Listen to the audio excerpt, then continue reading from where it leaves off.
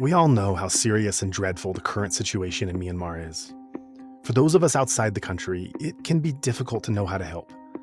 Of course, there are significant ongoing needs across all segments of Burmese society.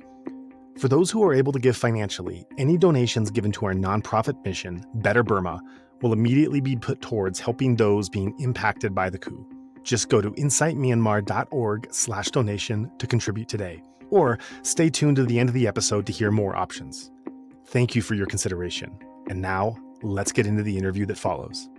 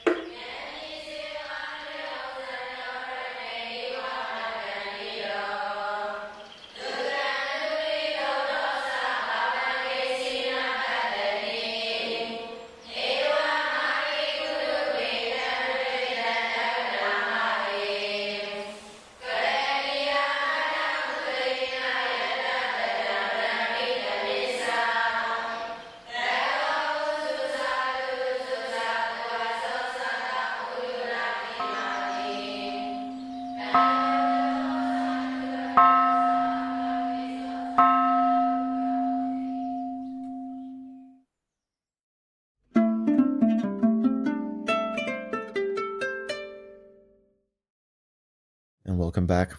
My guest today is Michael, and we'll be taking a bit of a departure from the more academic side of things to focus on a really fascinating personal journey, both, I think, in terms of knowledge and personal growth, but also in the very real physical sense, a journey into Myanmar at the height of the ongoing conflict. So, Michael, I'd like to thank you very much for coming on and agreeing to share your story with us, with all of our listeners. And I'd like to give you the chance to just introduce yourself and your background, where you're from, and all these sorts of things. Yeah, thank you. I'm very happy to have the opportunity today to talk to Insight Myanmar. And I've been involved in the Spring Revolution since shortly after the coup. I had no real involvement with Myanmar before that. I'd never been there. I knew a little bit about like the 1988 revolution, 2007, but I was an activist in the US, and I was very focused on struggles for democracy, human rights, revolutions against dictatorships around the world. And in the 2010s, you had the disaster of the Arab Spring in Syria, and a lot of people, including myself, who were involved in that, were very depressed. So when the Spring Revolution started, I just felt, looking at the images coming from there, that this movement was really powerful and that this was a struggle that was not going to give up. And I wanted to use what I had learned as an activist from trying to support those movements to do better this time. So I threw myself fully into Myanmar, and it was still during COVID, so I had lots of free time. And as an activist before, we had done, articles and speeches and discussing and debating what's happening in these other countries, but we never really did that much to directly help the people there. I never really got that many opportunities to build direct connections with the people in Egypt or Syria or those type of places I was involved in before. And once I started getting involved in Myanmar, I immediately was meeting so many people directly from the ground there. And they were so eager to have the opportunity to talk to me and tell me their stories. So I was really impressed by what I heard from them and their clear dedication and determination. I think it's common at the early stages of these type of movements, especially for young people, to be really optimistic and feel like victory is within reach. But when I talked to young people from Myanmar, they were saying, this is going to be really difficult. It's going to take a long time to defeat the military, but we're going to do it. We have to do it. We're not going to give up. So, that really made me feel like I needed to do whatever I had to help to support these people, in particular because the initial wave of international attention about what was happening in Myanmar quickly died away. It fell out of the news. So I started learning Burmese a little bit. And once I could communicate in Burmese a little, just by chatting with people online, people from on the ground in Myanmar, I had even more opportunities to start meeting the activists who were, through the course of 2021 into 2022, were still involved in the revolution, still determined to keep things going in the armed struggle, in particular in the ongoing protests, the areas where they were still able to do the above ground revolution. So I felt really honored to have the opportunity to directly communicate with those type of people. Really, really impressive young people from all walks of life. So I did my best to learn Burmese to speak with them because most of them don't really speak English. And I did my best to fundraise for them. And when I had difficulty raising enough funds, just donating my own money.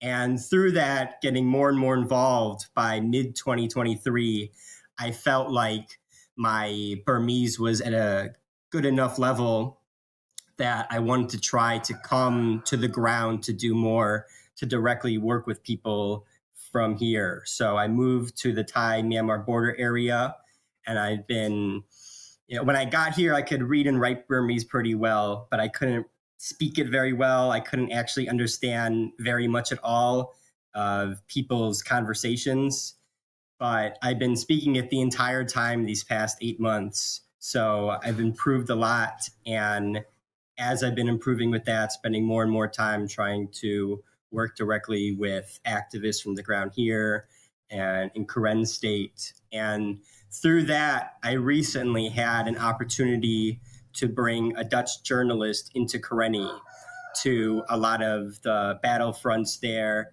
and the recently liberated territories that we don't hear much about in the news. So my main reason for reaching out to Insight Myanmar was to talk about that trip and what I saw on the ground. But I'm happy to, talk about the Spring Revolution in general.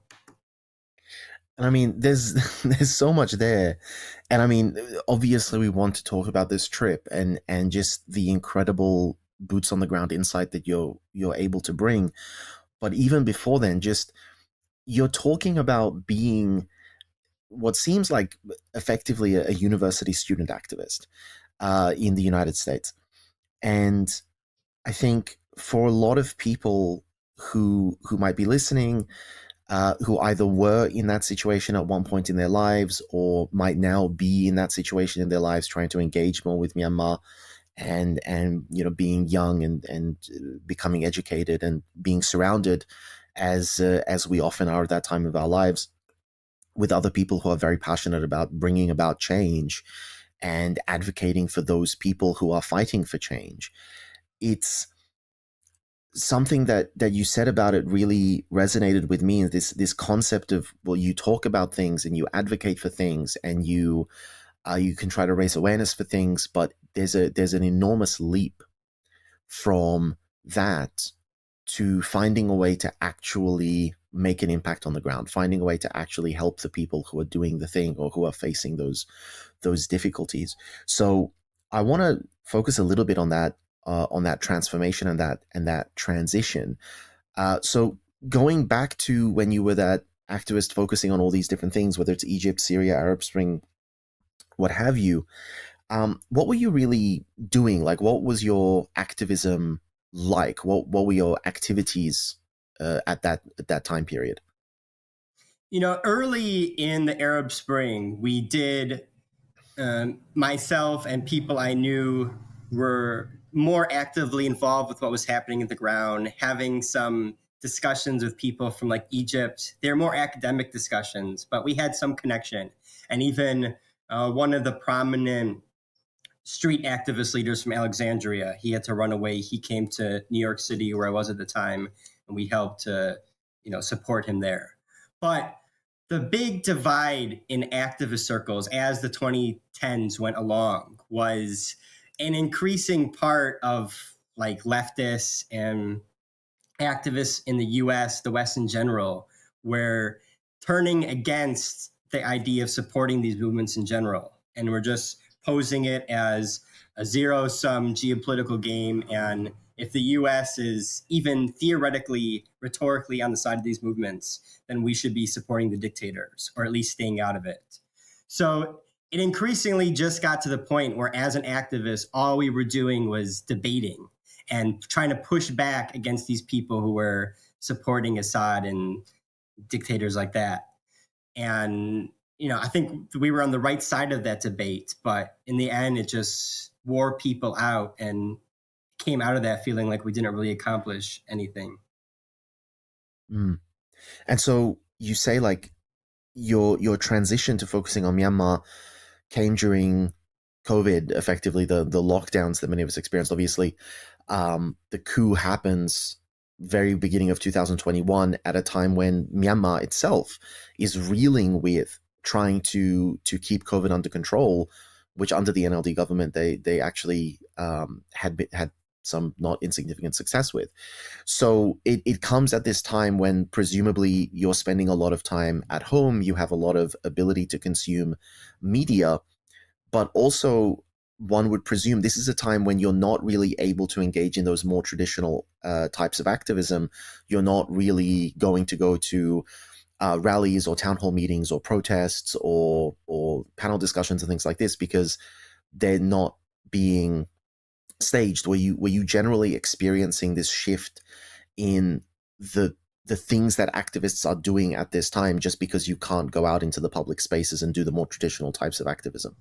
Yeah, that was definitely a big part of it. On the one hand, I didn't want to just do the same thing I'd been doing for 10 years. I wanted to try to do better, do something different. But early on, I was thinking, like, how can I do outreach for Myanmar? Like, what town halls, meetings, protests can I go to and try to advocate for Myanmar there? But early 2021, it was still COVID, as you said. So there wasn't a lot going on. So I met the local Burmese community in Chicago. And at the beginning of the coup, they were very active. They're a mostly recent immigrant working class community, very dispersed throughout the very large Chicago area. So they really gave it their all early in the coup. And I was involved in their activism to some degree. But as that type of immigrant community, they weren't able to sustain that type of public activism for the long term. So as things died down with that a bit, and there wasn't a lot going on in general, I had to decide if I'm committed to staying involved in Myanmar and doing as much as possible, what's that involvement going to look like? Yeah, that makes sense. So then you start this transition, and this is something that just you drop it so casually, and I think this is genuinely incredible. The transition from being a student activist, not to sort of disparage your work, but what we might consider to be reasonably run-of-the-mill student activist, as many in the West are, to someone who has gone to the extent of learning to speak the language. And Burmese is not a language that has a lot of support for it. It's not like you can go down to the library and just grab some really well written, Burmese grammar guides and teach yourself guides and find Burmese classes on every street corner. It's not that accessible and well supported a language. And you seem to have done this highly accelerated crash course on Myanmar, the language, the culture, the people, the ongoing situation, as complicated as it is. That to me is phenomenal. Even like in a 3-year period of time, that's a lot. That's genuinely very, very, very impressive to me and very surprising to me when I heard it from you. How much you have managed to sort of take in and absorb and understand and then go in and apply. Did you have any methodology to this? Was there any secret to your ability, or was it just something switched inside of you and you just obsessively pursued this knowledge and this understanding? Yeah, it definitely felt like something switched inside of me.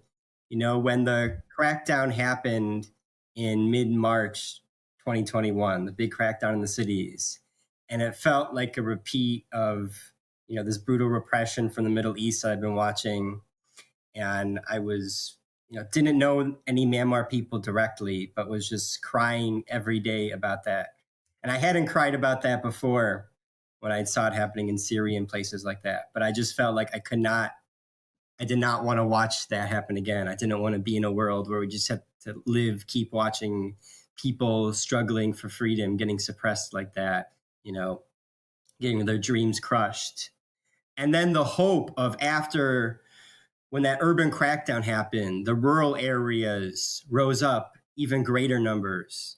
And it was mostly women and girls who were participating in the protests, even more than men.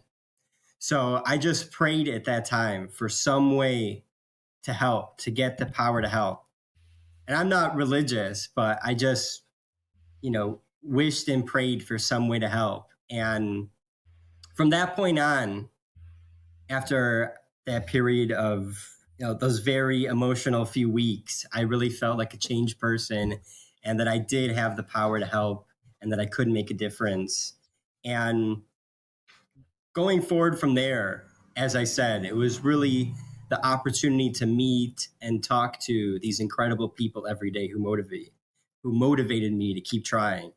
Because it was so difficult to learn Burmese. I did get what textbooks and stuff are available, and they may be useful at the very beginning, but it's a very difficult language with not a lot of resources. And as an American, I never successfully learned a foreign language before. I just feel, looking back, like the key to success is just using that language every day, and the motivation to keep trying. And I had that every single day with the opportunity to meet and support these incredible people.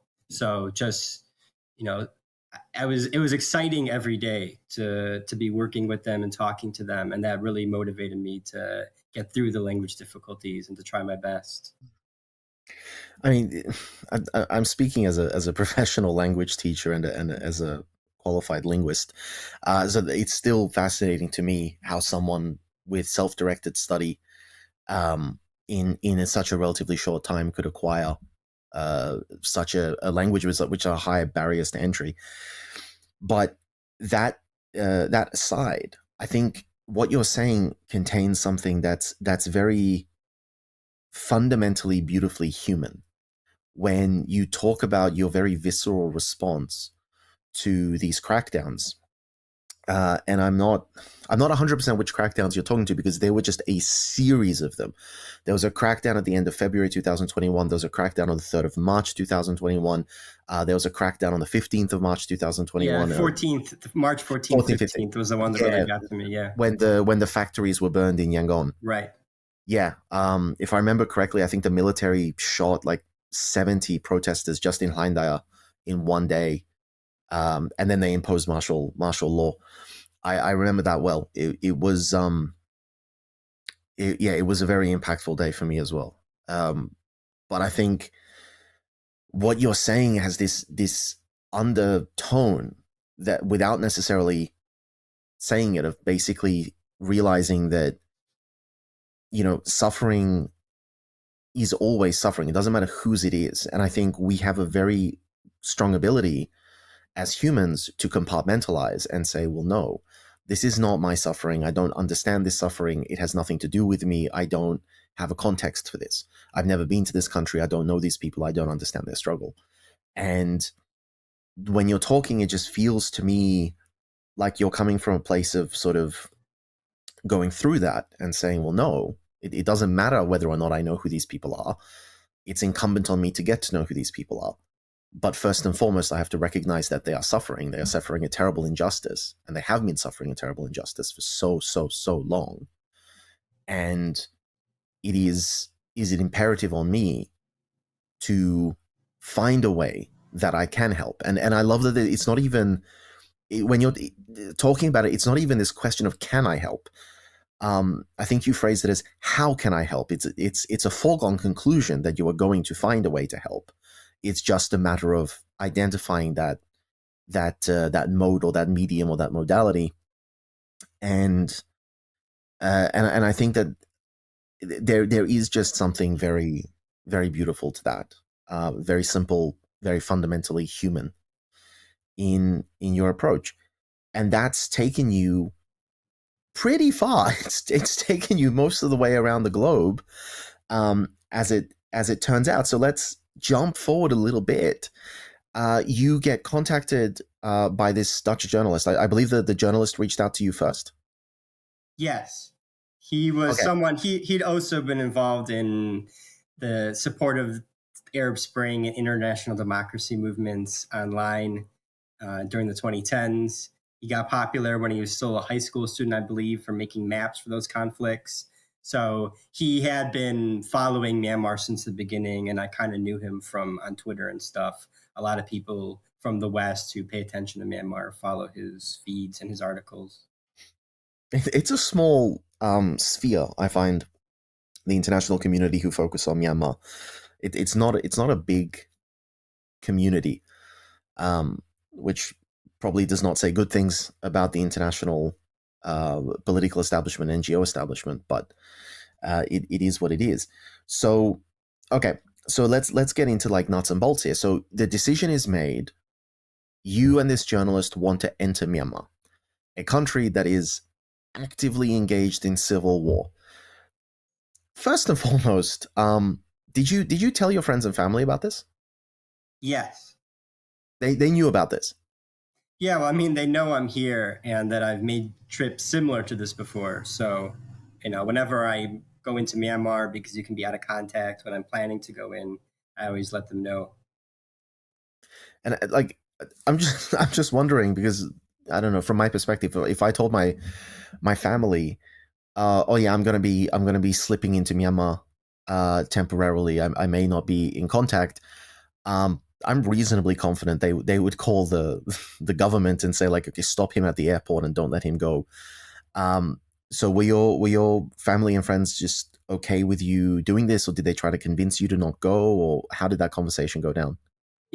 When I was the first year of getting involved in Myanmar, I think by like late 2021, some of my friends were kind of pulling me aside and saying like, you should take a break from this. Your internet crusade is getting out of hand and stuff. Mm. But eventually they understood, like they could see that I was really making a difference and had real connections with the people on the ground. So by the time that I had moved halfway around the world in mid 2023, I was surprised that most people I knew, I think, had accepted it by that point and thought it was a worthwhile cause. They might still be worried, but I mean, I'm in the border areas. So, Yeah.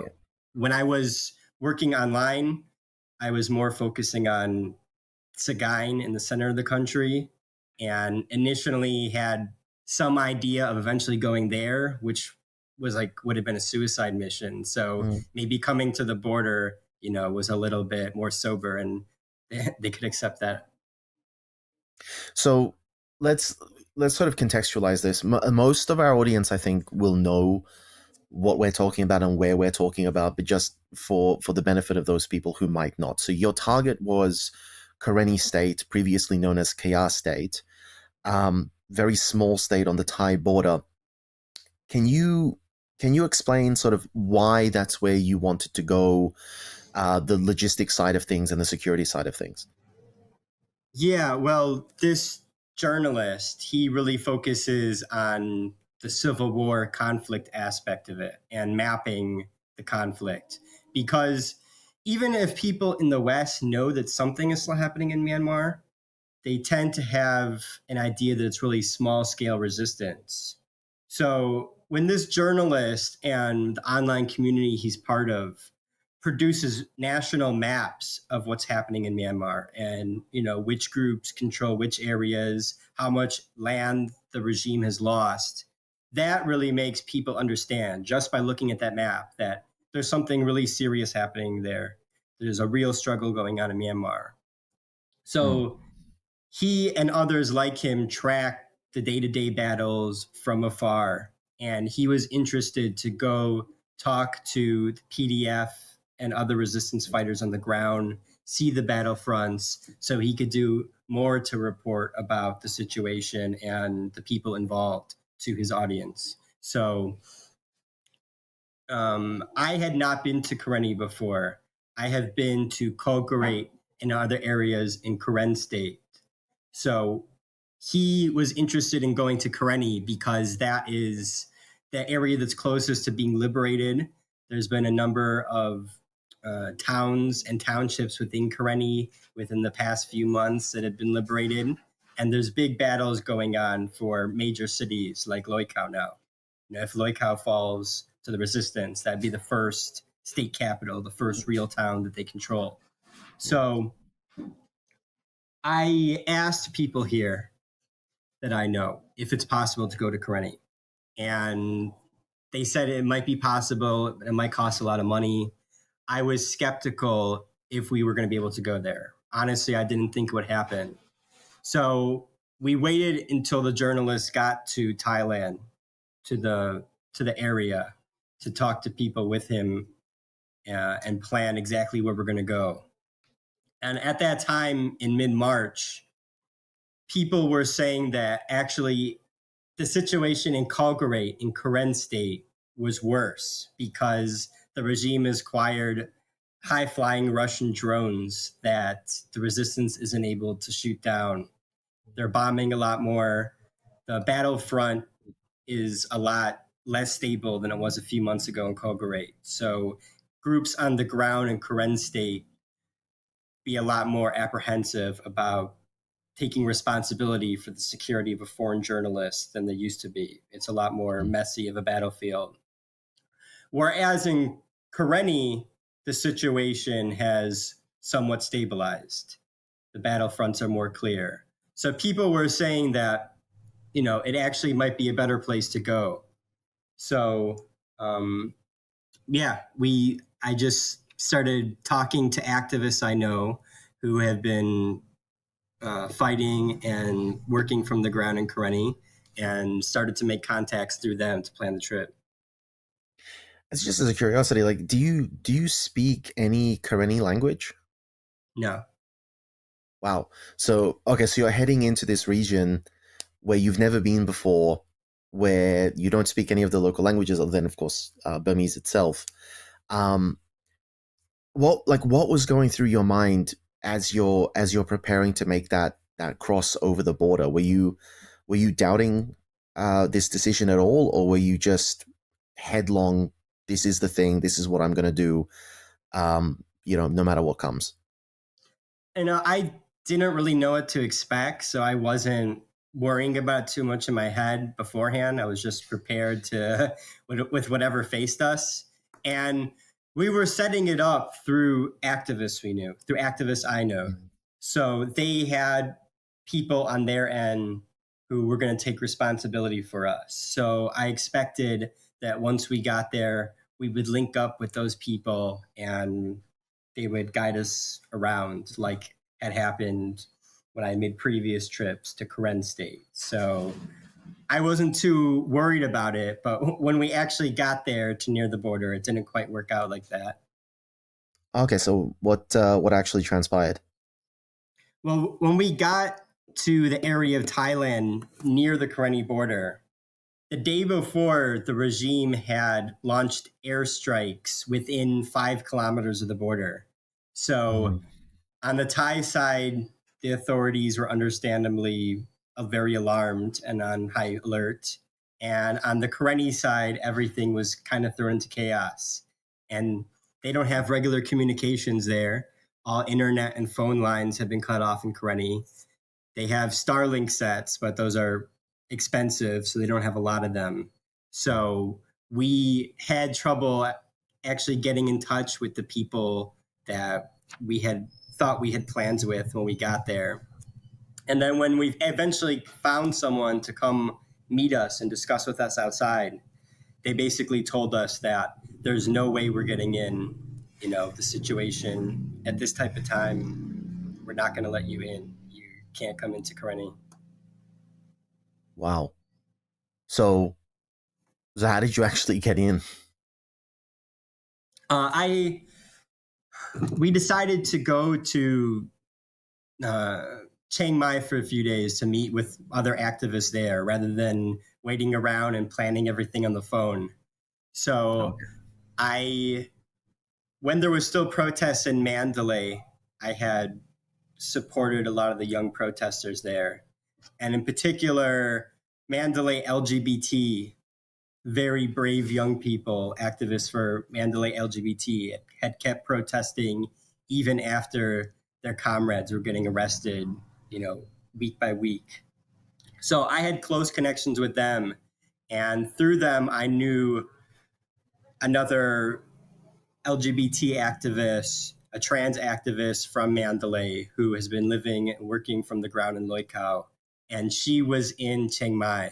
So we went and met with her and spent a couple days reworking all our plans, re-establishing connection with the ground in Karenni before we felt like we had everything set up properly.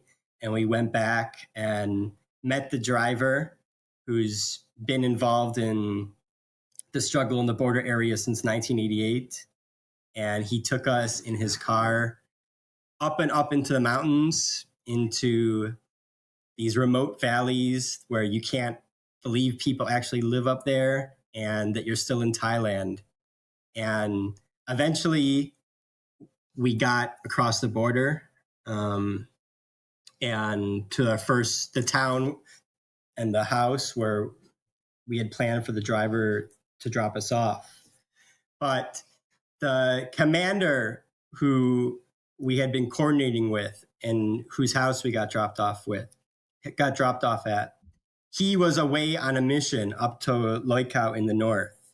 And he took the Starlink set that is normally at that house with him. So when we got there, we didn't have contact. We didn't have way to communicate with the people that we had planned with before. So we did our best to put word out that we had arrived. Somehow things got scrambled and the people who were supposed to be meeting us went to a totally different area and were waiting for us, not knowing where we were.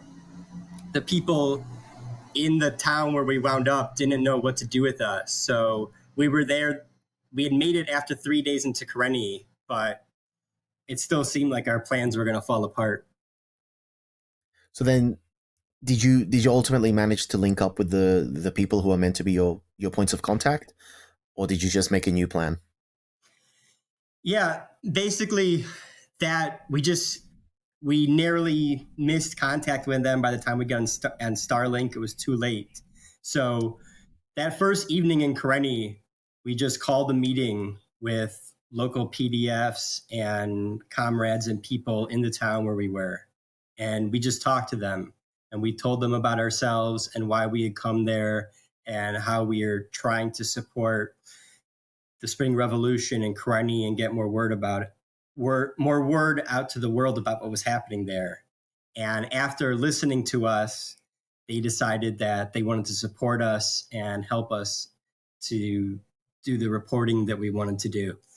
And so they agreed the next morning to take us around and on their own show us around Karenni.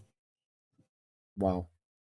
I mean, that's pretty incredible. So sort of zooming out then, let's focus on the trip in its entirety. Let's focus on what you saw. Let's focus on the sort of realities on the ground in Karenni that you can shed light on for us, because we don't get to understand these things. We have a lot of academics come on, they talk about satellite imagery, or they talk about the movements of troops and the changing lines of control, but the realities on the ground.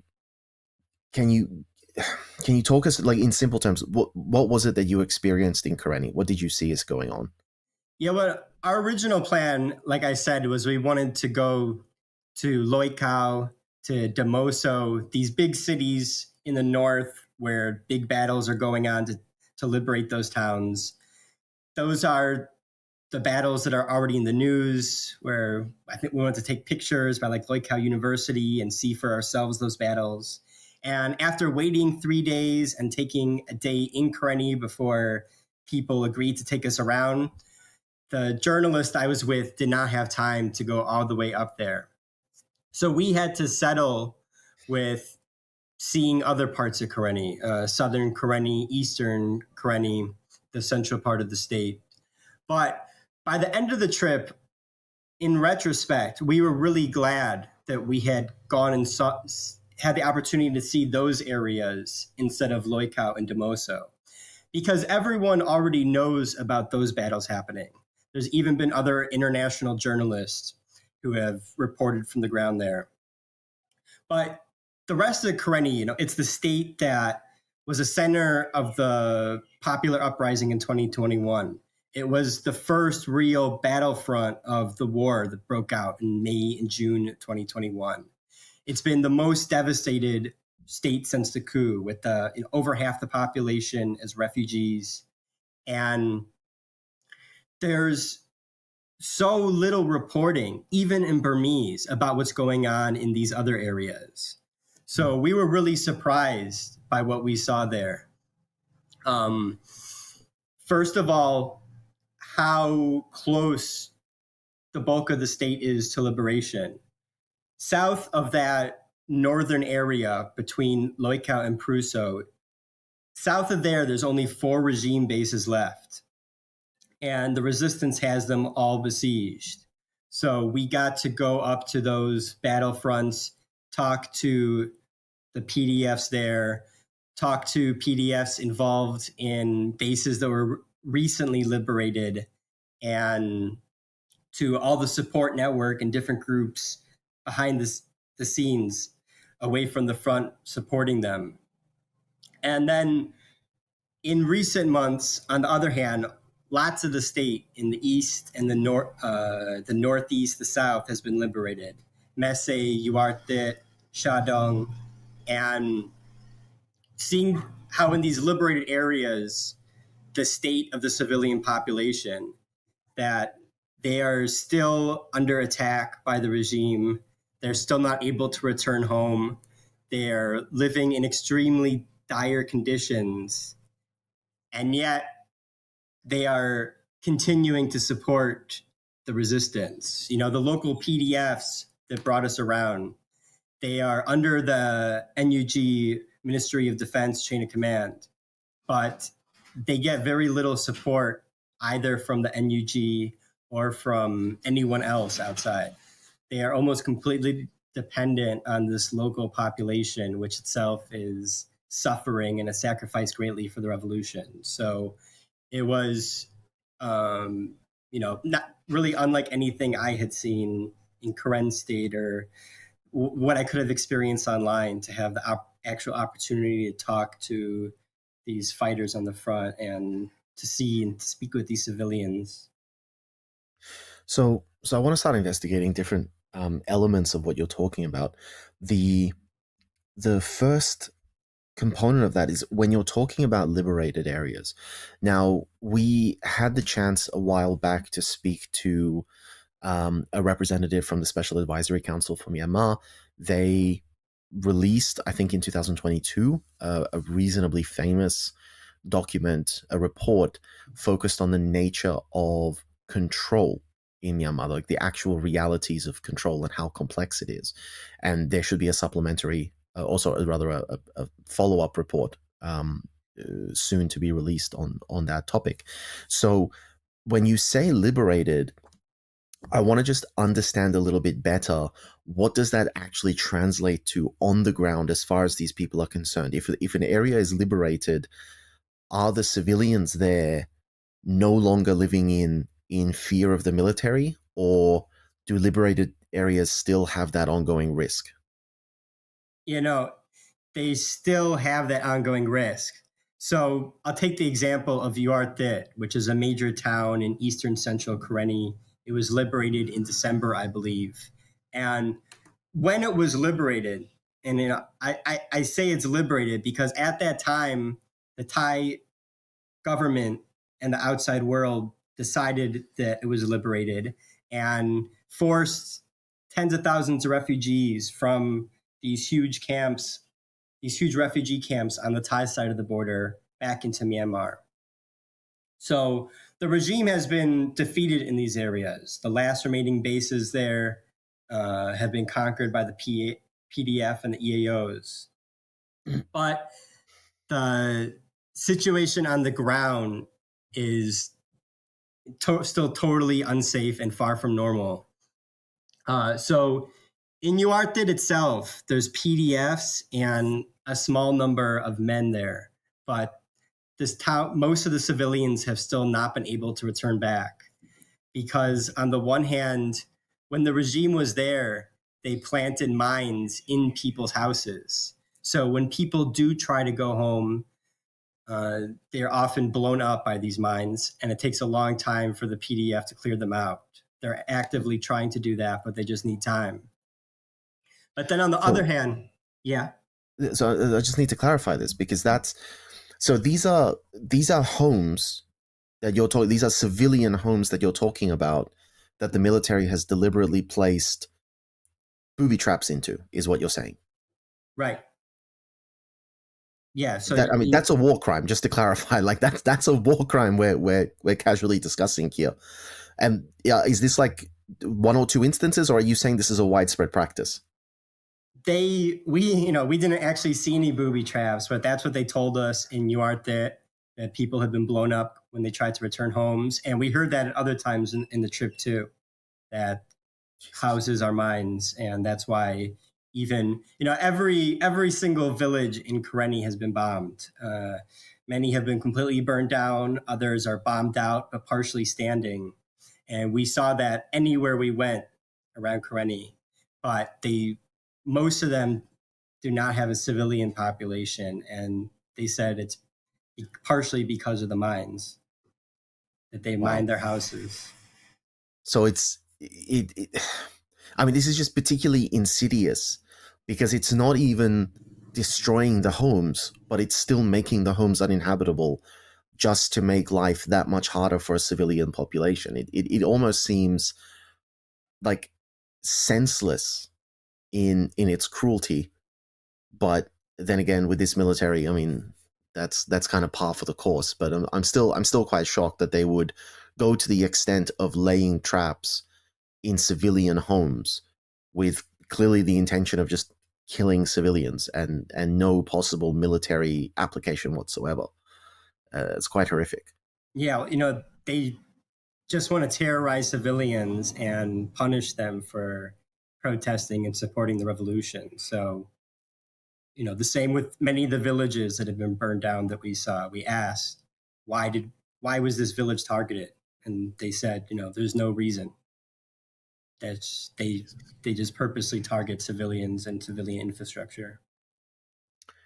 I mean, I just want to sort of harken back to an interview that I did, one of the earlier interviews that I conducted on Inside Myanmar with Kumbedu, who is the leader of the Karenni Nationalities Defense Forces, the KNDF, and a lot of what he was saying was that their operations in Karenni were pretty out in the open. They knew exactly where the military is, and the military knew exactly where the KNDF is, and the KNDF would almost try to bait the military into engaging with them, and consistently the military would not engage with the KNDF. They would go out and deliberately target civilian areas that the KNDF had evacuated, in the hopes of providing the civilians, basic Geneva protections, by saying that there is no legitimate military target here. We've completely withdrawn from this civilian area, so there is no reason to conduct military operations. And yet the military would deliberately conduct operations, bombing, artillery strikes, things like that. And that would have probably been back in, late 2021, early 2022 when we conducted that interview. So it's just very disheartening to see that this general pattern of terrorizing the civilian population is just so consistent and so long lasting, in Karenni and also in other parts of Myanmar.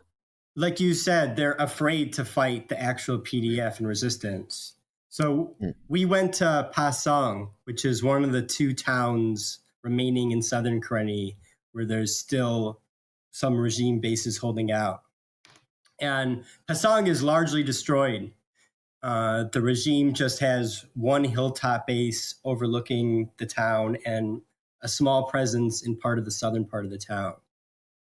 We were able to walk far into the town, directly into the line of fire, even within view of the regime's hilltop lookouts, because they're afraid to open fire during the day, because the PDF is watching them. And if they start shooting, it'll show, it'll reveal to the PDF where the regime's positions are, and the PDF will fight back. And they try to avoid conflict as much as possible. They're, everyone that we talked to said that the forces there, most of the regime forces fight to the death, but they're demoralized. They're afraid to go on the defensive, and instead they lash out at civilians. So for Pasong, the night before we went into the city, we stayed in a small village outside the city, which is one of the 3 locations of the Yintala ethnic group. It's the smallest of the Karenni ethnic groups, with only about 1,000 members. And this village is like entirely Yintala. So we stayed in their village that night, and the village is all bombed out from artillery strikes from this same base in Pasong City, which is afraid to open fire during the day. And that night, as we were going to sleep, there was huge artillery opening up. They weren't directly targeting the village that night, but at night they're shooting, and huge explosions and heavy gunfire sounds all night long. But for Uartit too, so these fully liberated areas far from the front, it's not just the mines that they have to spend time clearing out, but because the regime still has 4 bases in the southern part of Karenni, they continue to launch drone strikes and long-range artillery strikes from those bases, targeting Uartit and other civilian areas. So it's a big priority for the resistance, the PDFs, to try to take these last bases, because that will allow the civilians to return home. So I'm just curious at this point, because I just have difficulty imagining in my head the scene. Can you describe what it's like in a village that has been bombed? Like, what does that look like? What does that feel like? It's just something that I can't really conjure in my head. It's just eerie because there's very few people around. It's these very beautiful, picturesque villages, at least when there's something left of them. And there's lots of animals running around everywhere. Goats, pigs, chickens, some cows, but no one's taking care of them. No one's picking up after them. And you don't see a lot of people. It's mostly a ghost town. There's a handful of men who are living there, and then a number of houses used actively by the resistance, where they're living together, cooking together, resting from the front and preparing to support people from the front. And amidst all this, in this beautiful picturesque village, in these beautiful picturesque towns, more or less great number of burned down houses with parts of their roofs blown off by artillery strikes, lots of shrapnel damage. I mean, the Yintala village that we stayed at outside Pasong, almost every house had a little bit of damage. The house that we were staying in had not been directly bombed, but there was shrapnel damage all over the wall. No electricity anywhere except for solar panels, which they use sparingly. And then very limited food resources. There was enough rice everywhere we went, but other foods that are ubiquitous in Burmese cuisine, like cooking oil, even onions and such, we saw very little of that outside of Messe in the south, which is near the Thai border. People were just cooking with water and making do with what they had. And when you're driving around the state, most of the land is fallow. You see very little agriculture. And, after a couple of years of that, 2 or 3 years of people not being able to plant, it's hard to even see where fields were. So it really feels like a wilderness. And it's interspersed by burnt down villages and a few bombed out ghost towns. So I'm almost morbidly curious to know the people who were in these villages. Presumably, everyone flees the village at the time that the village is being bombed. And you say that there are some people in the villages, but not many. Those who returned, if you spoke to any of those people, did they express why they returned to that village and what their hopes were for their village, their homes? Like, were they expressing an idea of, well, we'll give it a little bit of time and we'll just rally around and we'll rebuild?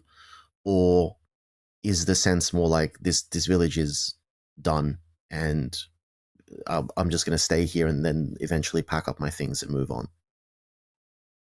Yeah, we had opportunities to speak to people, including people who had returned or who had chosen to stay even when most fled.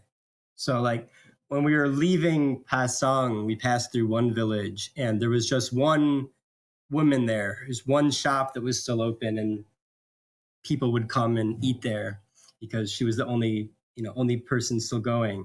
So we stopped there and stayed there for a while and talked to her. And she said, people told me I should run away and that I could go to Thailand even, or, go to a refugee camp. But I chose to stay because I felt like it was my duty. I felt like I had to be here to support the PDFs in this time. And I wanted to do what I could to help them. I mean, that's incredible. We talked to another old woman in Mese from a nearby village which had been totally burned down. And we asked her that question you asked me just now of, do you think this village should be rebuilt? And she said, I fully believe the revolution will win, but what do we rebuild with? I can say where we're going to rebuild, but with what? We have nothing. We're not getting any support. So how are we going to do that?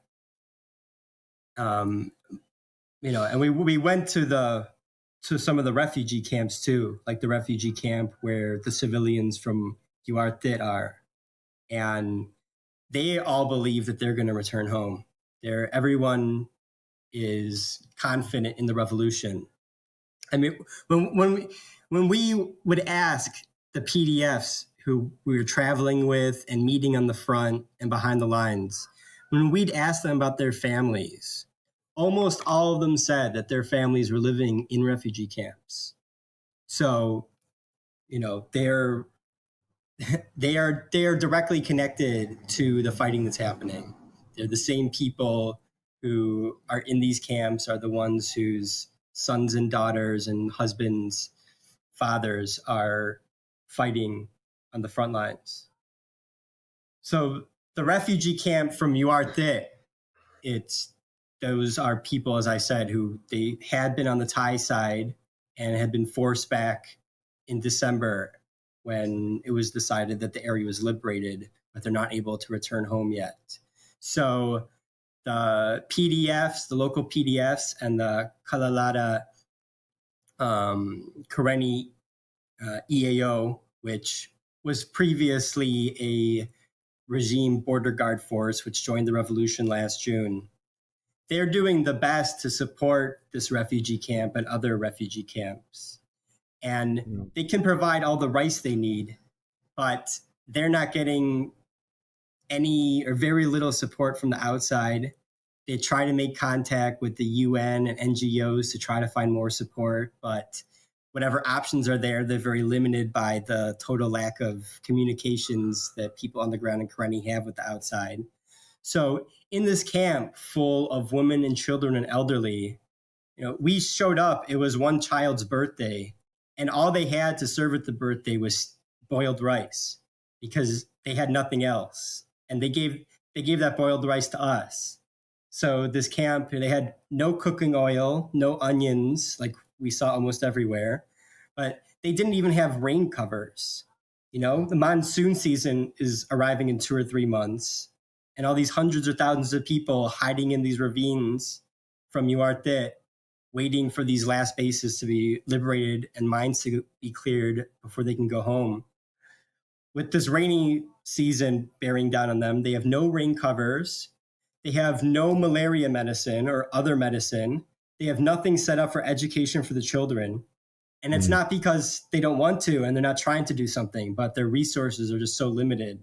Most of the population in the state is living in these type of conditions, and they're not getting the support they need to be able to properly support that type of refugee population.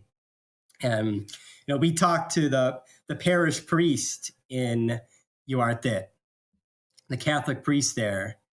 He's the only person on the entire trip that we met who spoke decent English, although he was disappointed we couldn't speak Italian because he can speak better than that. And he can't stay in the church because he's worried about drone strikes targeting him. He's gotten threats from the regime side. So even though the town is liberated again, it's still not safe for him there. But he was saying to us, he has even been looking for help from international Catholic organizations on the outside and not been able to find any. And he asked us to try to help him and to communicate if we found any organizations that could help, that even after people are able to return back to Uartet, they're going to need 8 months of support, which is the time that it will take to reestablish their crops and to get the economy going. So, not only do they need the support in the desperate conditions they are now at this time, but they will continue to need 8 months of support after these battles are finished. So this is going to be a huge humanitarian problem for quite a while to come. I mean, I'm just still thinking about what you said. Like, so these people, so you're saying they've got pretty much nothing. They've got the most basic essentials of food, and even that is not. I mean, boiled rice is only going to get you so far. It's not getting you a lot of the nutrients that you need. They've got no electricity. They've got no communications to, not even the outside world, just to one another. You said that even the solar panels, when they did have them, they were using them sparingly. I mean, what you're describing is, to us living in the first world, it's almost unimaginable. Like, I mean, we go with, there was a power cut in my house, a few months ago. It was quite a lengthy power cut. It lasted about 8 hours. And during that entire time, I was watching TV shows on my tablet, which had been charged. I was checking the internet on my phone. We had battery-powered lamps. We have a gas stove. We were able to cook food. Like, we had all of these amenities. Even though we didn't have electricity, we had all of these amenities, like understanding a world in which you don't have battery-powered anything because you have no way to recharge those batteries and no new batteries to buy. Like, you turn on the tap, but the water doesn't magically flow because water pressure is built by electric pumps. Like, it's almost an unimaginable hardship for many of us to imagine. And yet I'm still thinking of that woman that you quoted, who wasn't saying that she's not trying to flee to Thailand because she can't, or because she's not going to get a visa, or because she doesn't speak Thai, or because she has nowhere to go, she has no work opportunities. It wasn't even about the difficulties with regards to fleeing. It was about a sense of moral duty to continue withstanding these hardships in the interest of serving those who are fighting in the revolution. I think that's just an incredible mentality and resilience. And I think, if anything, it really should highlight to anyone, like, if you're willing to do that, how badly have the military been treating these people for the last 60, 70 years to engender that kind of steadfastness. and dedication. It's almost mind-boggling to think that someone would voluntarily continue putting up with those conditions in order to help contribute to a victory over the military. But here we are. Yeah, it was hard for us just to be out of contact, not be able to get on the internet and surf Facebook and social media for a couple days. These people have been cut off for years. But the thing is that they weren't hopeless. It wasn't this depressed atmosphere. However bad their conditions were, whoever we talked to, refugees, PDF fighters on the front, whoever we talked to, they all were totally committed to this revolution. And they said, this revolution is to win democracy, to win our rights, to get our rights back. We're going to fight for that for as long as it takes. And we do not regret, what we've had to sacrifice for that. That over and over again, that's what we heard. That was what this revolution meant to Karenni, that they are people who are dedicated to democracy and democratic values. I mean, I think it's also a good moment to sort of remember, like we're calling it Karenni now, and that's sort of the revolution era name, and hopefully the name going forward, because it's more accurate a descriptor. It used to be called KR State, and the KR are one ethnic group, but they're the largest ethnic group, but they're by no means representative of the entire state. But back when it was called KR State, it was effectively just under perpetual military dictatorship. Like Chin, I believe, like didn't have an airport at all. Chin State, like eventually they built one, but Karenni had an airport, but it was just a military airbase. Like that whole place has been under military lockdown for very, very, very long periods of time. So I think the experiences of the people in Karenni are, I don't necessarily want to say unique within the Myanmar scope, because as we know, many different people in Myanmar have suffered in many horrific ways. But I think there truly is a special level of hatred towards the military and what the military have done in Karenni State in particular, and very justifiably so. So I think it's harrowing what you're saying, but it's also at the same time very, very inspirational, I think. Yeah, it was really inspirational how Karenni, which is such a diverse state, has come together, and to see today on the ground how they're cooperating and working together. Because going into Karenni, I thought that Karenni was mainly KNDF, this one big resistance group, and then some EAOs. And that might be the case up north. But where we were, the areas we saw in the other parts of the state, were extremely diverse in the number of groups we have. Many, many different local PDFs, and, Kalalada, this former border guard force which joined the revolution. We stayed one night at a CDM regime base. That was going into there the one time in the trip that I was really worried before we got there. But the former regime soldiers there, the guy who led us into the big gate base, the base gate at night, his 3 sons were all fighting on the side of the revolution.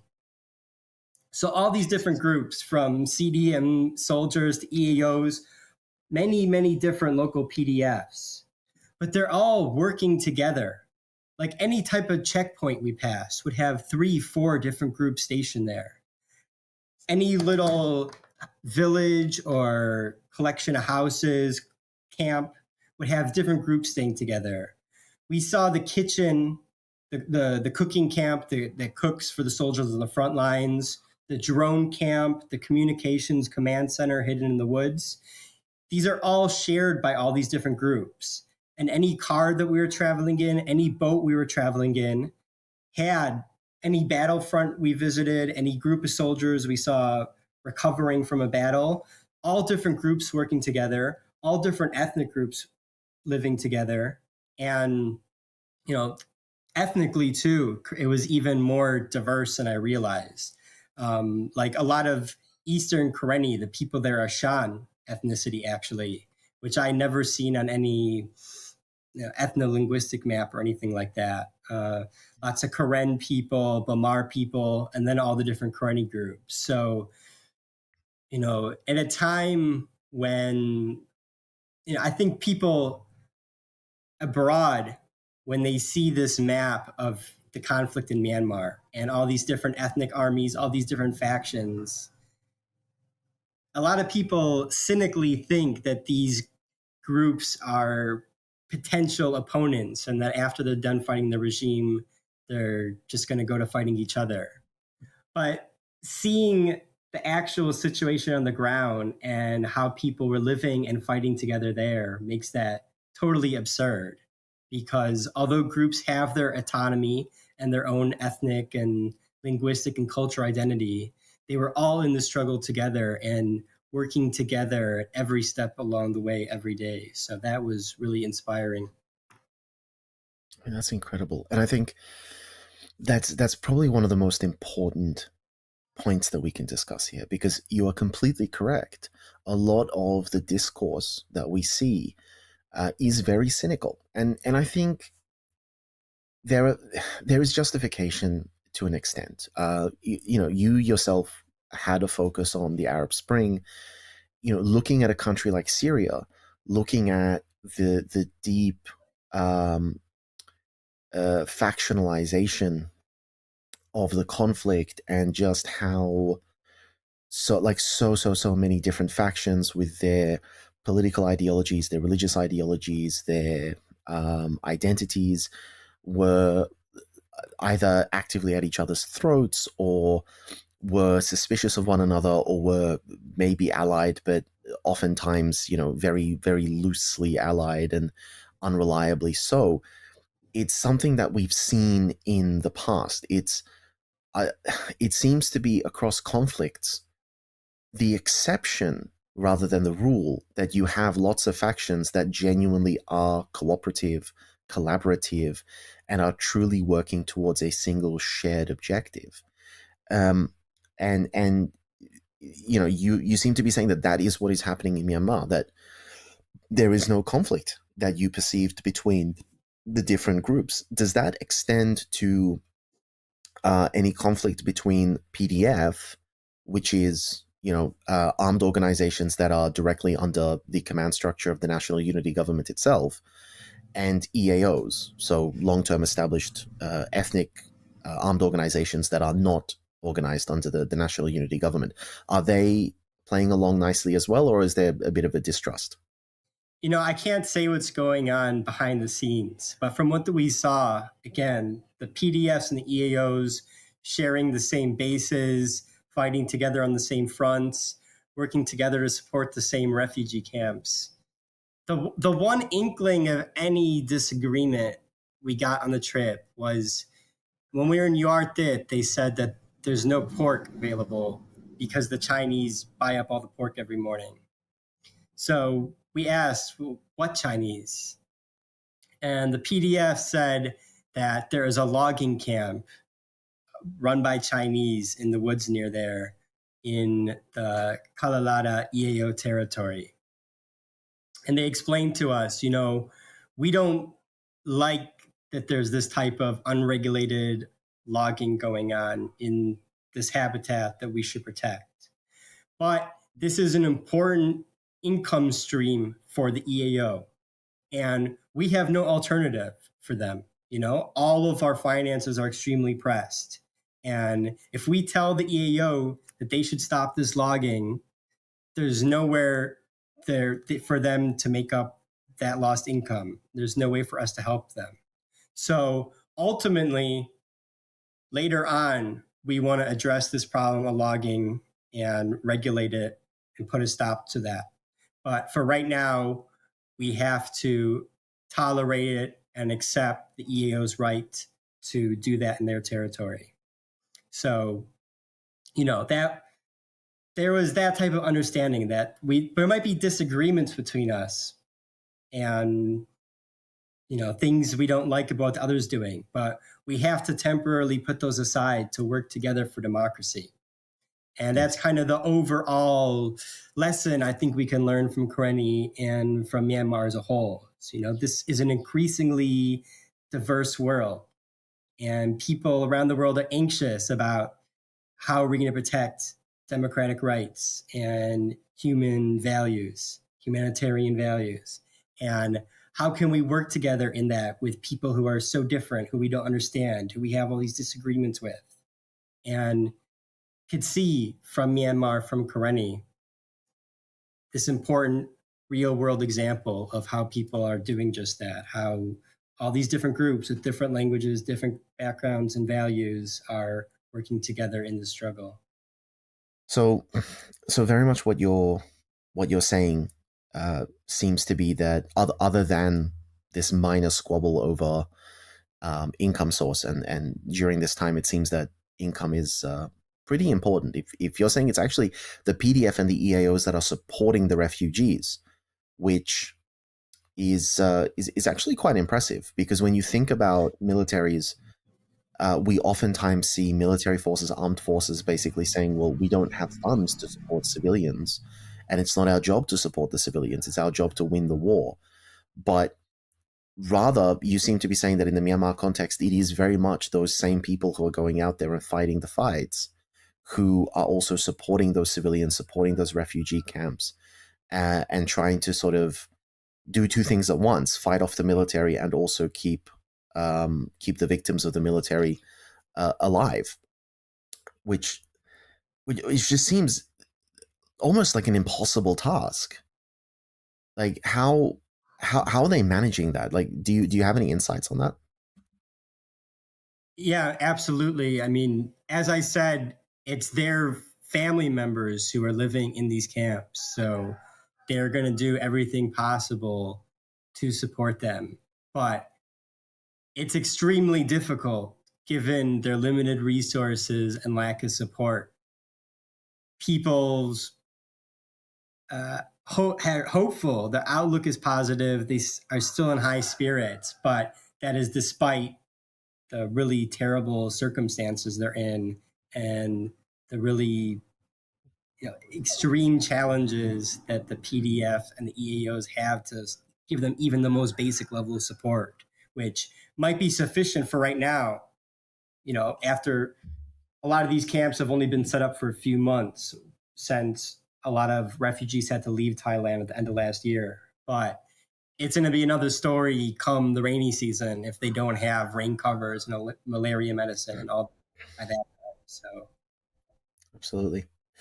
So then, I'm curious, how close did you get to the fighting? I know that you said that at night you could hear the bombardments. Did you at any point sort of embed with an armed group and get to see them during any of their operations, or were you staying sort of further back from the front lines than that? We didn't see any active operations because those don't happen day to day in this part of Karenni for reasons which I'll get to in a second. We went on the south side of Pasong to the bridge, which the PDF just captured 2.5 weeks before we arrived. And we saw the soldiers who had been involved in that battle and, how they're recovering from it and regrouping after that battle. Later on, we came back to Pasong from the north and went directly into the city to the current outpost where the PDF's actively battling in the city, who's fighting. We could hear the night before are stationed, and we talked to them. But at that time, there was no active fighting going on. And then we also went to a camp, a regime camp, which was liberated in February in the Central Ridge Mountains in Karenni State, to a 12-mile camp. After that, there's only one more camp a few miles further on, 9-mile hill camp. So we went to 12-mile camp. That battle was recent enough that there were still the cadavers of regime soldiers lying on the ground there. And we talked to them about the military situation there. As I said, we toured a lot of the support camps away from the front lines, but there was no active big battles happening when we were there. And the reason for that is, again, because the PDF's resources are so limited. In particular, their ammunition is so limited. So they explained to us, like we saw talking to the soldiers who had taken that bridge a few weeks before we arrived, the bridge into Pasong. They had one heavy weapon, one mortar launcher, and they only had 5 mortars left for it. That's all they had. They had a combination of an assortment of light arms, some that they had purchased themselves, some captured from the regime. But they have this serious shortage of ammunition. So there's only 4 regime bases left in the whole area. There's Pasong, the 12-mile hill fort we got close to, and then there's one other town, Bolakay, and one base near Bolakay. But all those bases are surrounded. They're all besieged by PDF. The PDF controls all the roads around them. And they're telling us if they had enough ammunition, if they got just a little bit of outside support to buy more ammunition, they could take these bases within a matter of days. They had all planned out. They've completed the encirclement and all the strategic operations. And we saw bases that they had taken, 2 different bases they had taken within a few weeks. But every time after they fight one of those battles and take a base, they then have to go through this long process of carefully saving up ammunition, collecting arms, distributing arms to the other areas that need them, and planning before they can take the risk of wasting what little ammunition they have to try to assault and take the next position. So that, this area is a really important part of the Spring Revolution battlefronts as a whole. Karenni is very close to liberation. It has a population which has fully participated in uprising in the beginning, and it's strategically located close to the regime's strongholds in Naypyidaw. And everyone we talked to on the ground said, we're not just fighting for Karenni. After Karenni's finished, we're going to go on to the battle for Naypyidaw, and we're going to fight until all of Myanmar is liberated. But they have a serious difficulty completing these last few battles, taking this last step. And they really need this outside support to be able to do that. Because things being drawn out this way, when they have to take all this time after every battle to collect ammunition and, make sure they have enough guns and everything. Meanwhile, every day while they're waiting, they have to feed everyone on the front. They have to feed all these refugees. And that just takes a far greater number of resources, which they don't have. So, it's, for international support, international humanitarian support, it's a choice. If they're not going to support the PDFs now, when they have the opportunity to take these last few bases and totally liberate Karenni, then they're going to have this much greater humanitarian crisis and much greater needs of support continuing for a long time. And I think it's worth noting, just if you look at the map, Karenni is not a big state. It is obviously it's tiny. I think it's actually the smallest state in Myanmar. But when you look at it, it's very importantly located. It's sort of right there above Karen. Karenni State is a hotbed of activity. It's right there by Thailand. It's just liberating Karenni and eliminating the military's ability to operate in Karenni, it could potentially go so far as, I think, to open up the humanitarian corridor that people have been talking about and people have been, dreaming of since the early days of the fighting, at least on the eastern border. On the west, we still don't have that humanitarian corridor that we've been asking for in Chin. But Karenni could potentially become that. It could fundamentally change the prospects of refugees coming from Shan, refugees coming from Karen, refugees coming from other areas around Myanmar. It could fundamentally change the life of people in Myanmar with regards to being able to supply them and bring things in over the border from Thailand, just food and medicine and construction equipment, if nothing else, tents, clothing.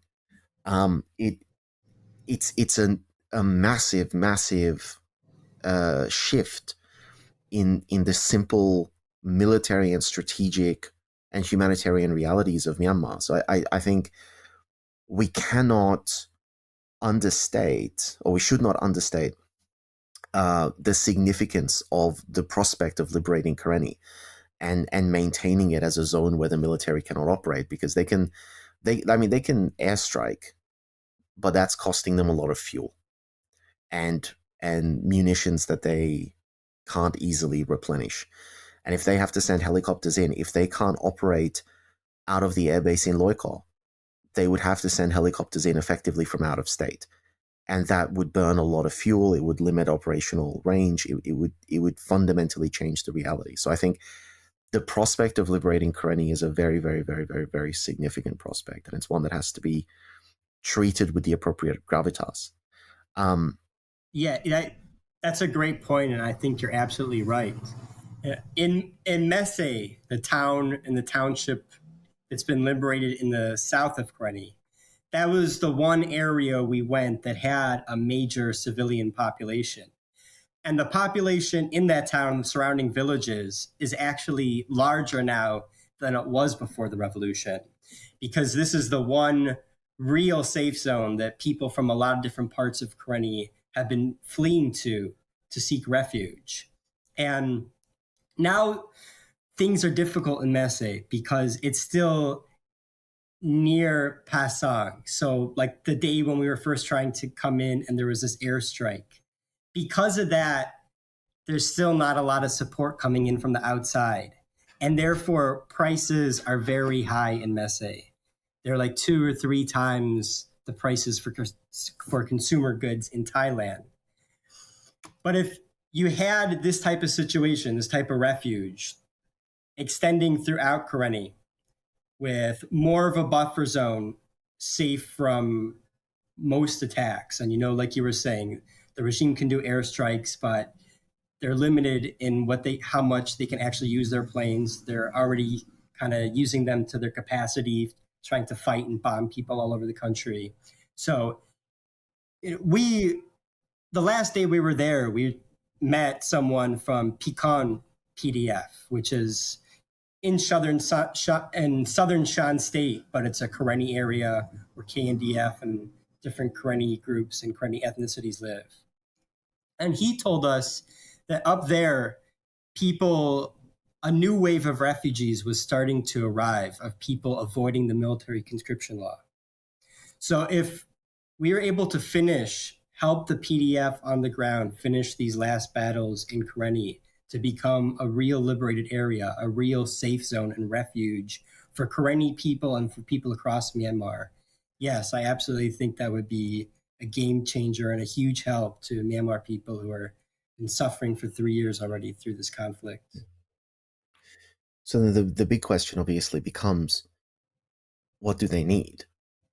You've already expressed the frustrations that the people have with the lack of ammunition.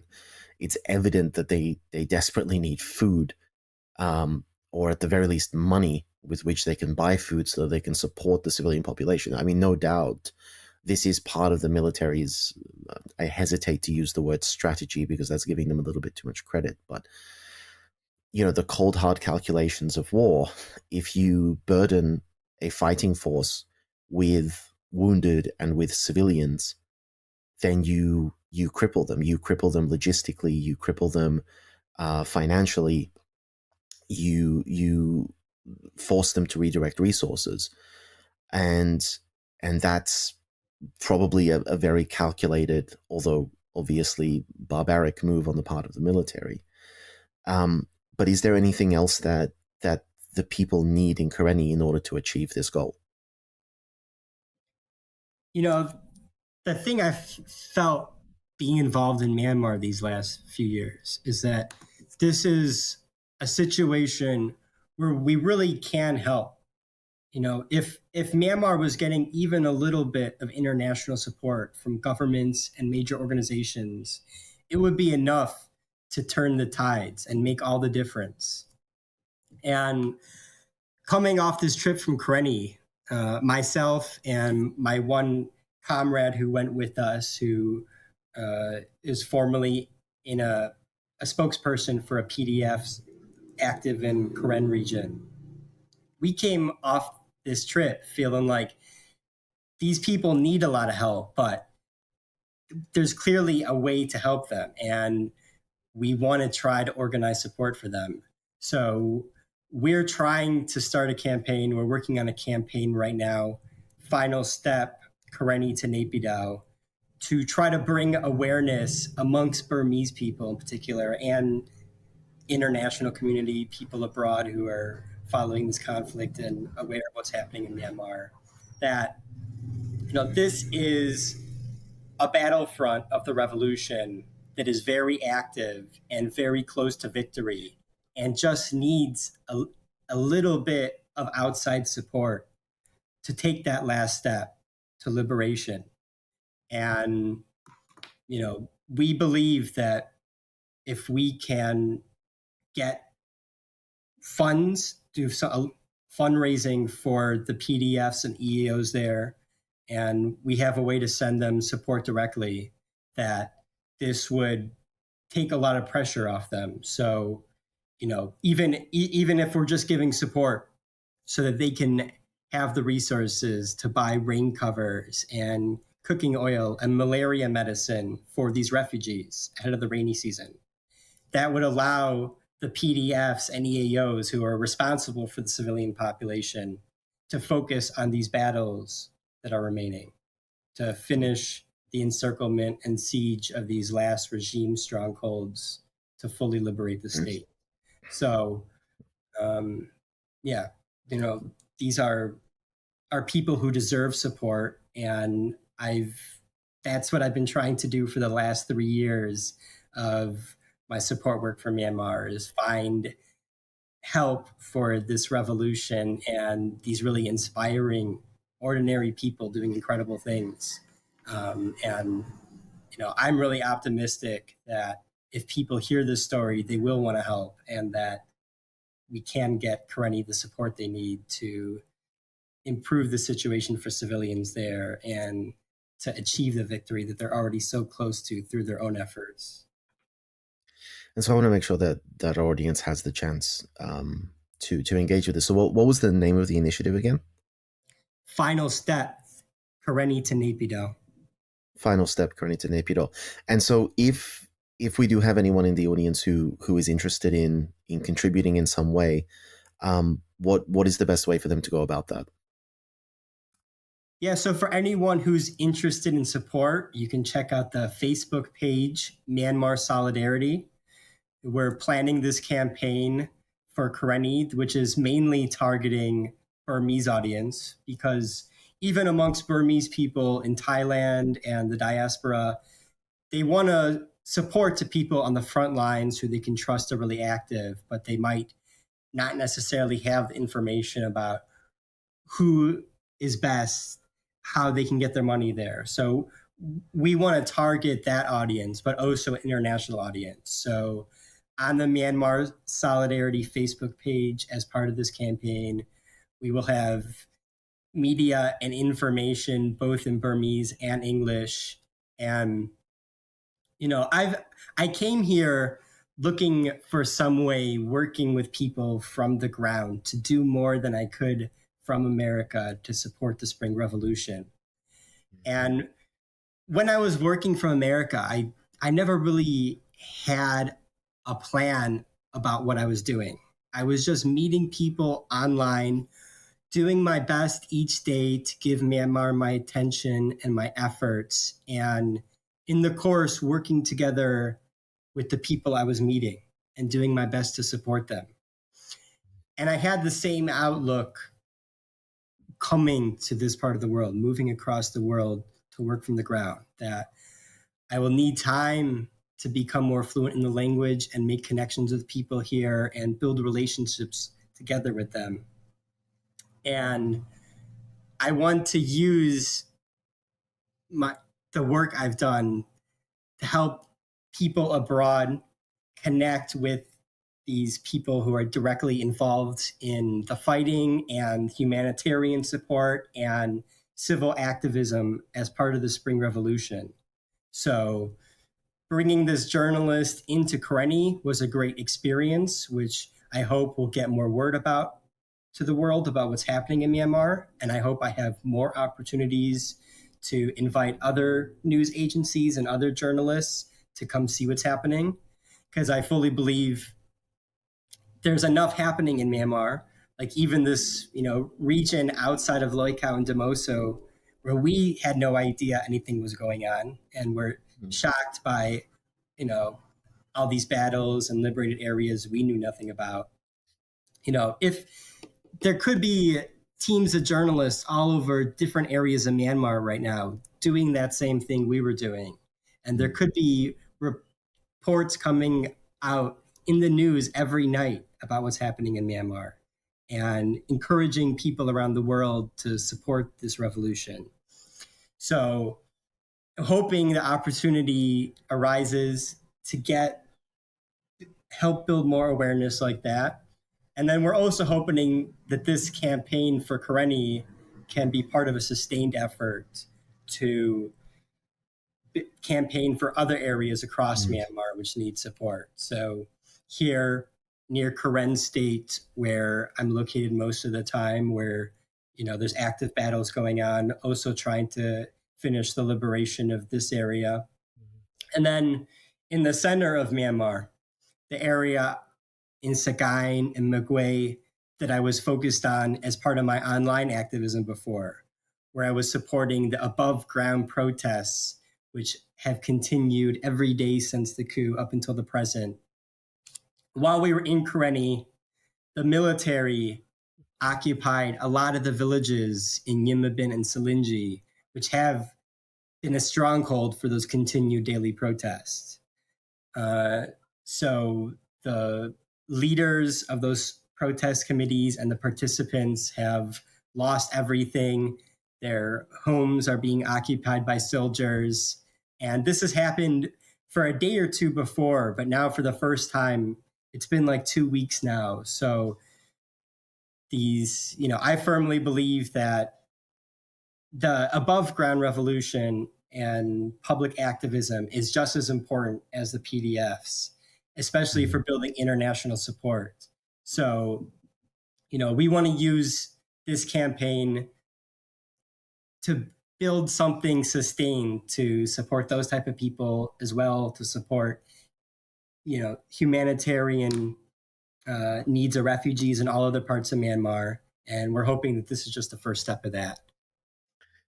I completely concur with what you're saying. Look, one thing that we have spoken about a lot of times here behind the scenes and inside Myanmar and with our sort of network is the idea of the information war and how important it is that the facts be reported, both because things happening that are not being reported on is a hindrance, and things being reported on that aren't actually happening is a major problem, because it drives people to wrong conclusions, and it can dissuade people from supporting the revolution.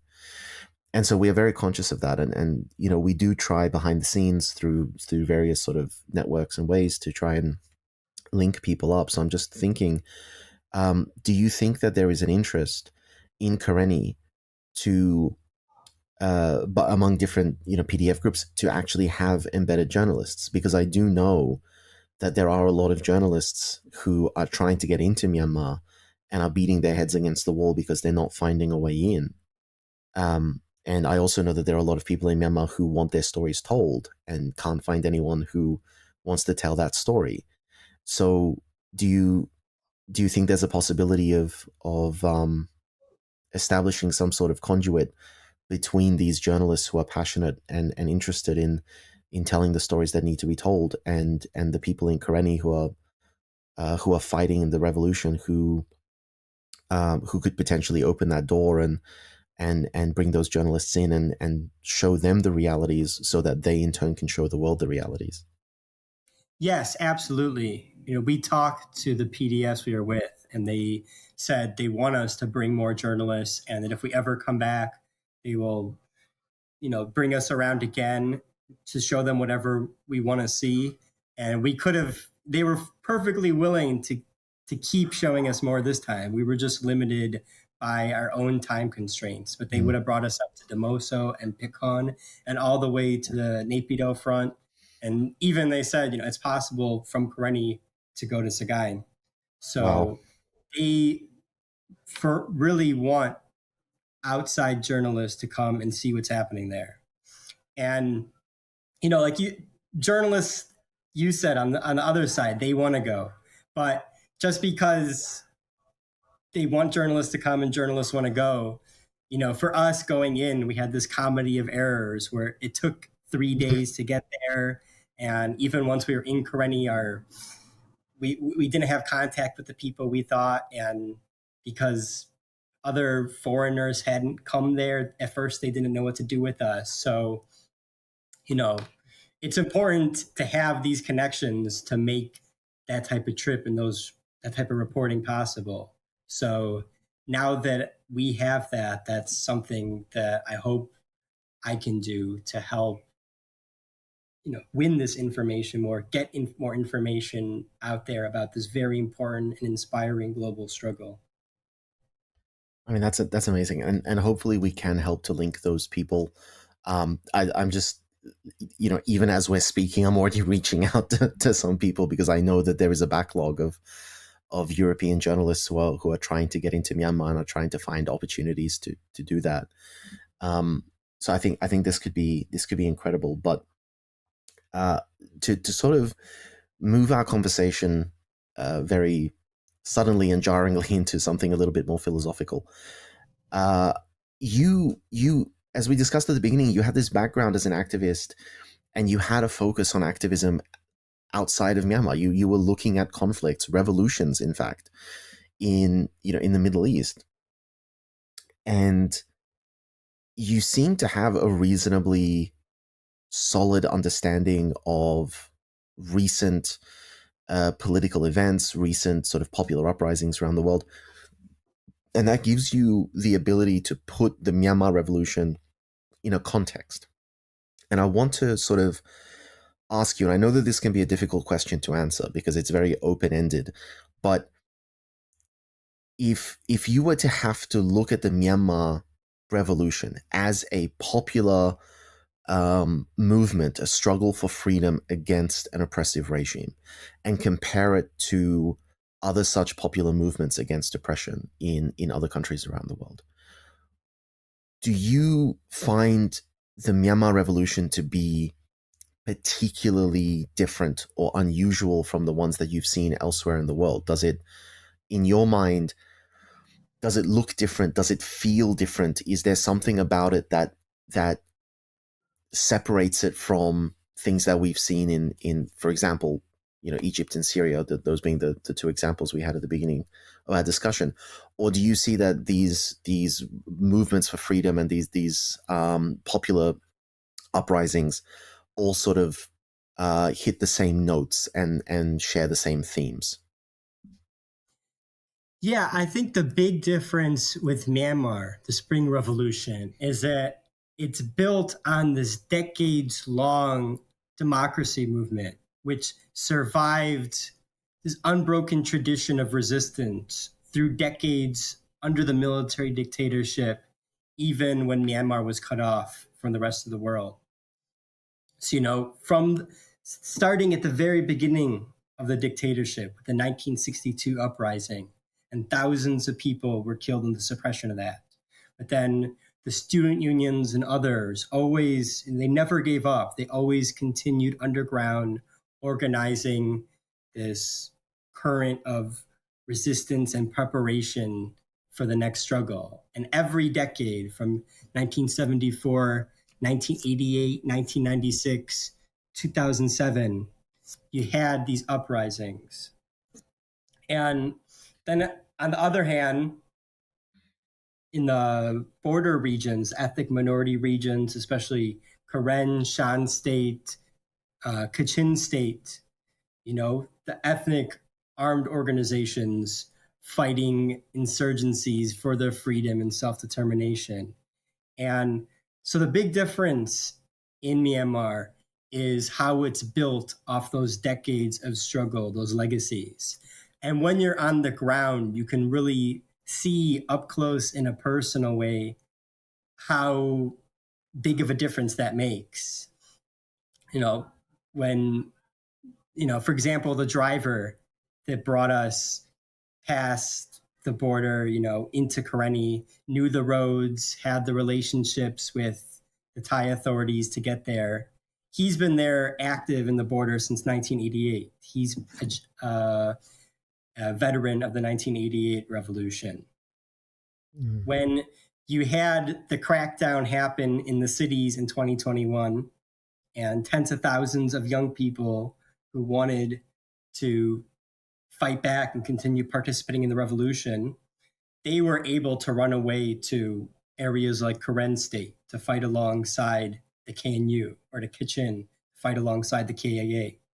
And that's because, A, those ethnic groups have fought and defended their liberated areas for decades, and B, because of the relationship that democratic activists have built with those groups in the past. And even if, past governments have failed to support those struggles for self-determination, going back to 88, when those students went and, fought alongside the KNU, those, small beginnings, what was happening on a small scale then, paved the way for this mass participation to do it on a much larger scale now. And the biggest thing with that strong democratic tradition and, legacy, which is something that you can't make up for. I mean, that on the practical side, you can't make up for that. Like in Iran is another country in recent years. Every few years, there's a big democratic uprising. But when it gets suppressed, it gets smashed, the urban protests are crushed, they don't have these type of safe areas to run away to. And then even more than that, I think the big thing is because of that tradition, people understand what this fight's going to take. So like I was saying at the beginning, when I first started meeting people from Myanmar online, young people were telling me this revolution is going to take a long time. It's not going to be easy, but we know what we have to do and we know that we have to do it. So that type of lesson is something that was gained through all that past struggle and sacrifice. I think that's the big difference with Myanmar. I mean, that's incredible. And I think that, I've been doing these interviews for, 2.5 years now, something like that. And I think one of just the most consistent themes that comes up, and that also in the interviews that I'm not conducting have come up there as well, is this how the Myanmar crisis and subsequently revolution are just special. There's no other way to put it. It's just what's going on now seems to be that once in a generation event that we're going to be talking about for the rest of our lives, and that the next generation is going to have to study in textbooks because it's just so different. It breaks the mold. And it is going to have reverberations, definitely throughout the region, but possibly throughout the world, possibly throughout our understanding of politics and society in general. So it's always wonderful for me to have the opportunity to hear about different people's perspectives on the Myanmar crisis, the Myanmar conflict, like what makes it tick. How does it work? Why does it work? Why do we need to pay attention to that? And your story, I think, is just it absolutely took me by surprise when you sent us the sort of resume of what you've been doing. You know, I read through it. I almost couldn't believe what I'm reading. It's just it's such an incredible accelerated path from quote unquote activist, student activist, to actual boots on the ground. Let's try to do something. Let's make a difference, and let's dedicate ourselves, mind, body, and soul, to becoming the person that we need to be in order to achieve that outcome. It's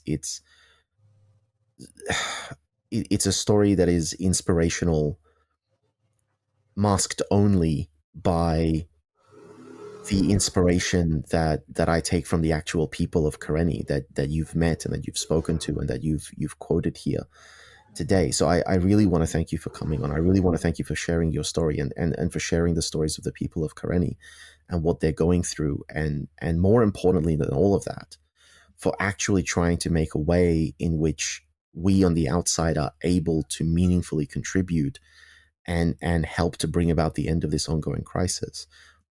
Yeah, thank you. And thank you for the opportunity to speak here at Insight Myanmar today.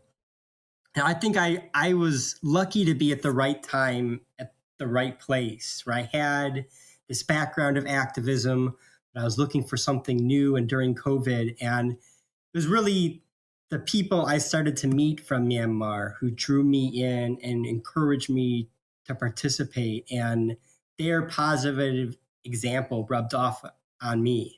So I think there's tons of other people, tons of other activists and people who want to make difference in the world, around the world, who, if they knew that it was possible to participate and support struggles for democracy and social justice going on around the world like this, would be eager to do what I have done. Like, this is a new potential with social media to directly communicate with people on the other side of the world involved in this revolution, and to directly support them, directly send money to them, go through every day this revolution together with them. I agree with you. This feels like a really special movement, and I'm so thankful to have the opportunity to meet these incredible people. I can't believe that I, have the chance to do that. And I really want to share that and enable and encourage other people to participate like that. So as a closing, just as something I want other people out there to be aware of and thinking about, as I mentioned before, these protests that have been going on, like the spring revolution is mostly ignored in the international media. When they do focus on it, it's usually about the regime's oppression and atrocities. And a minority of the time, if they go beyond that, it's about the fighting. But there's still, in the center of the country and in other areas like Langlon near Dawei, these ongoing mass protests, which are equally brave, of people who, despite, repeated repression and the risk every time they go out that they're going to be arrested and shot at, and the leaders being actively hunted by the regime, continue to protest. So right now, after the truce in northern Shan State, the regime trying to appease China, they are working on reopening the Naypyidaw copper mines, where the workers have been on strike since the coup on the border between Yimabin and Salingi. And the villages around that mine have really been the strongest centers of this public protest. And they're at a really critical time now, with the regime occupying those villages to try to reopen the mine and get business started up again with China. And I think they might also be really worried about the protests focusing recently on opposition to the conscription law, because that conscription law is obviously something which has people in the cities, urban youths who fully supported the revolution at the beginning, but through no fault of their own, were in a situation where they felt like they couldn't participate anymore and did their best to try to get back to normal life. Now with this conscription law, that's all blown up, and they feel like they have no choice but to find some way once again to participate in and support the revolution, or else to be forced to fight for the regime. So the fear that these few remaining centers of protest could spread again, even to reignite protests of the cities. The Yimibin Salingi Strike Committee and other public democratic strike committees which have been leading these protests have to take care of refugees from those villages, of the populations who are protesting, similar to what we were just talking about in Karenni with the PDFs also having to support refugees there.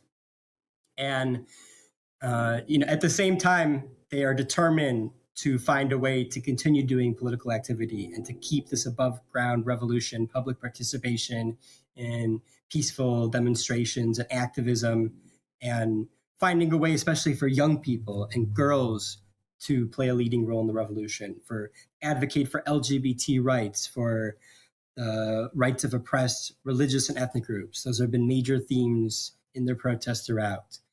This is a really important time, I believe, to support those strike committees and to get the word out about them, and trying now to write articles for the international press to bring awareness to this unknown and important aspect of the Spring Revolution.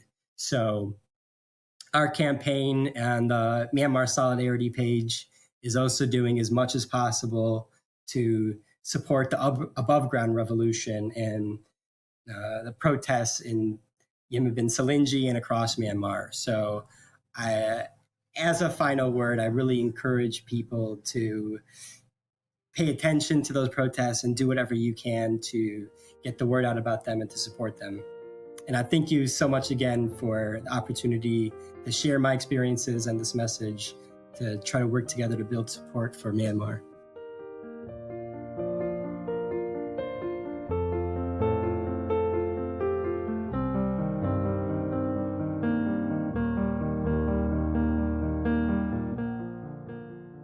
Thank you for taking the time to listen to this episode in full. And if you've gotten this far, then you've heard much of what this important guest has to say. And if you found their story of value, please consider taking a further step beyond just being a listener and becoming an active supporter. Any donation you provide is now going to support the democracy movement in Myanmar, to help those being impacted by the current crisis. If you would like to join in our mission to support those in Myanmar who are being impacted by the military coup, we welcome your contribution in any form, currency, or transfer method.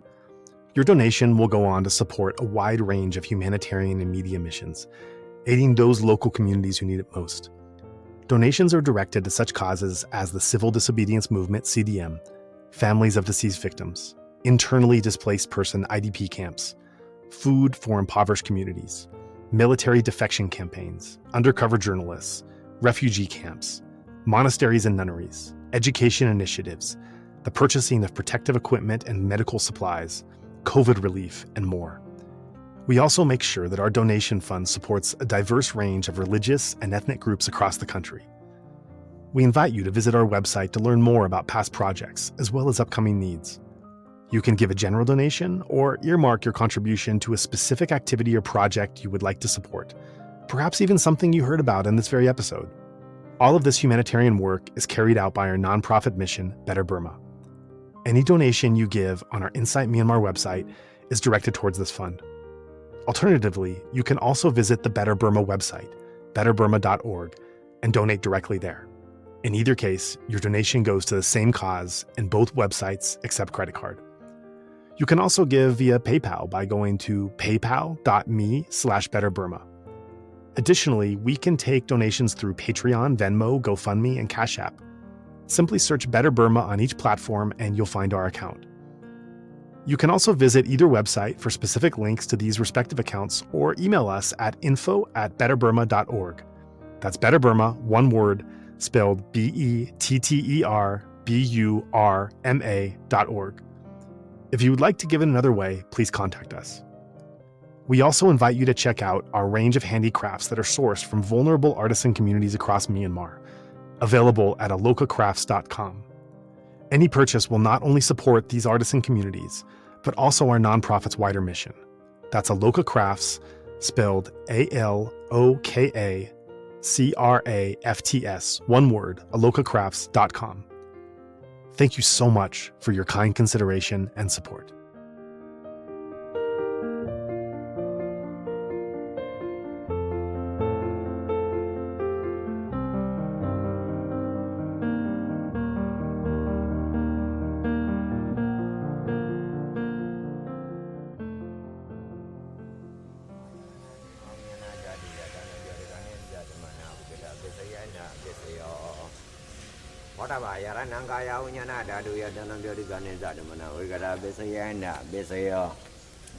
Oba yarananda dayananga yaranaya dayanam poda yaranam